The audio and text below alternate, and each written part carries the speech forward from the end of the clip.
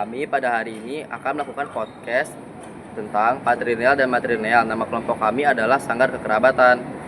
Pertama-tama, perkenalkan, nama saya Sevilia Suci Nur Fitri Santoso. Nama saya Kuinaya Auliatu Izzah. Nama saya Izadi Arnataha. Nama saya Raditya Gila Palevi. Nama saya Muhammad Dimas Kurniawan.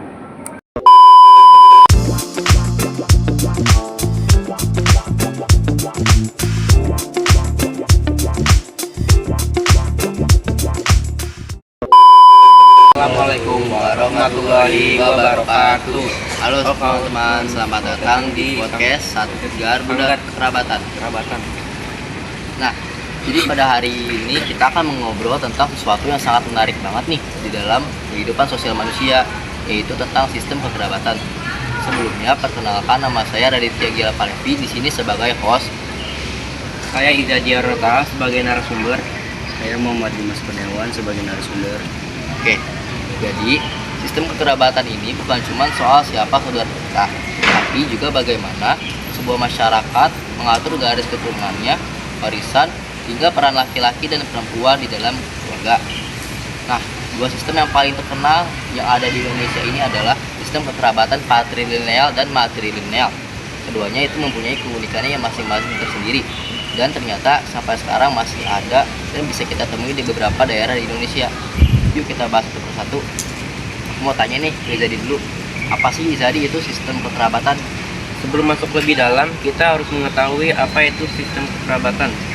Kekerabatan adalah hubungan sosial yang terbentuk karena adanya ikatan darah, perkawinan, atau adopsi. Dari sinilah masyarakat membangun aturan tentang siapa dianggap keluarga, bagaimana warisan berlangsung, dan siapa yang memegang peran penting dalam keluarga. Secara umum, ada dua sistem besar, patrilineal dan matrilineal. Ada juga yang disebut bilateral, tapi kali ini kita fokus pada dua yang utama dulu ya. Oke, makasih ya Izadi tentang pendapatnya. Nah, selanjutnya aku mau nanya nih ke Dimas nih, apa sih Dimas sistem patrilineal itu? Oke, mari kita mulai dari patrilineal. Dalam sistem ini, garis keturunan dihitung dari pihak ayahnya. Artinya, keluarga besar ayah dianggap lebih dominan dibanding keluarga ibu. Kalau seorang anak lahir, maka dia masuk ke dalam marga atau klan ayahnya. Jadi, identitas keluarga melekat pada garis laki-laki. Sistem ini biasanya juga memengaruhi warisan. Harta keluarga akan lebih banyak diberikan kepada anak laki-laki, khususnya anak laki-laki yang tertua. Di Indonesia, sistem patrilineal masih kuat di beberapa suku. Misalnya, Batak di Sumatera Utara. Kalau kamu dengar ada orang bermarga Sihombing, Simanjuntak, Nasution, itu semua diturunkan lewat ayah. Nias dan sebagian masyarakat Bali juga menganut sistem patrilineal. Dampaknya, laki-laki sering dianggap sebagai penerus garis keturunan, sementara perempuan setelah menikah biasanya ikut ke keluarga suami. Namun, tentu ada plus minusnya. Kelebihannya, sistem ini bisa menciptakan struktur keluarga yang jelas dan kokoh, karena garis keturunan mudah dilacak. Kekurangannya, perempuan seringkali kurang mendapat hak warisan atau dianggap kurang berperan dalam struktur keluarga. Oke, makasih Dimas tentang pendapatnya tentang sistem kekerabatan patrilineal. Aku mau nanya lagi nih ke Izadi nih, sistem matrilineal itu apa sih Izadi? Sekarang kita masuk ke kebalikannya, yaitu matrilineal. Dalam sistem ini, garis keturunan ditarik dari pihak ibu. Jadi, anak-anak akan mengikuti suku, marga, atau identitas keluarga ibunya. Contoh paling terkenal adalah suku Minangkabau di Sumatera Barat. Kalau seorang anak lahir dari seorang ibu Minang, maka ia otomatis masuk ke dalam suku ibunya. Warisan berupa rumah gadang atau tanah pusaka juga biasanya diturunkan kepada anak perempuan. Uniknya, meskipun sistemnya matrilineal, posisi laki-laki tetap dianggap penting. Ada yang disebut mama, yaitu saudara laki-laki dari ibu. Nah, mama punya peran besar dalam mengasuh, melindungi, dan mendidik anak-anak dari saudara perempuannya.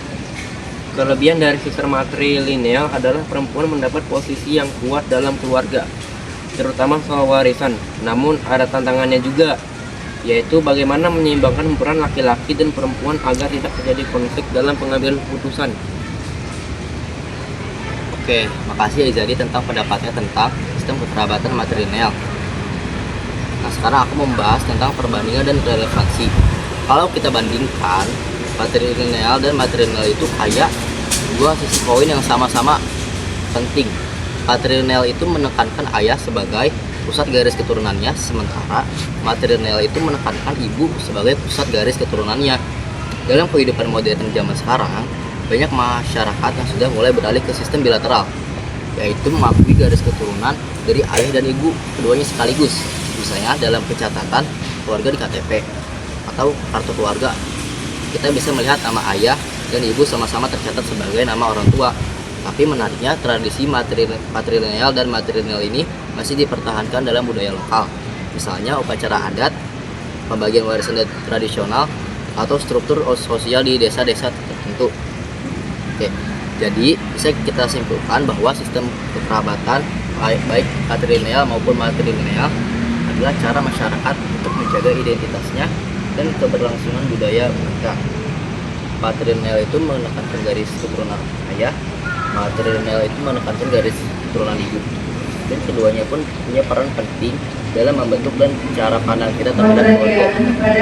Nah, buat teman-teman coba deh lihat keluarga masing-masing ya, lebih condong kemana, patrilineal atau justru lebih condong ke bilateral atau campuran. Semoga obrolan kita pada hari ini bisa menambah wawasan kita tentang sistem persahabatan yang ada di Indonesia ya. Jangan lupa hargai peran keluarga apapun yang ada di Indonesia, apapun sistem kekerabatan yang ada. Sekian dari kelompok kami. Wassalamualaikum warahmatullahi wabarakatuh.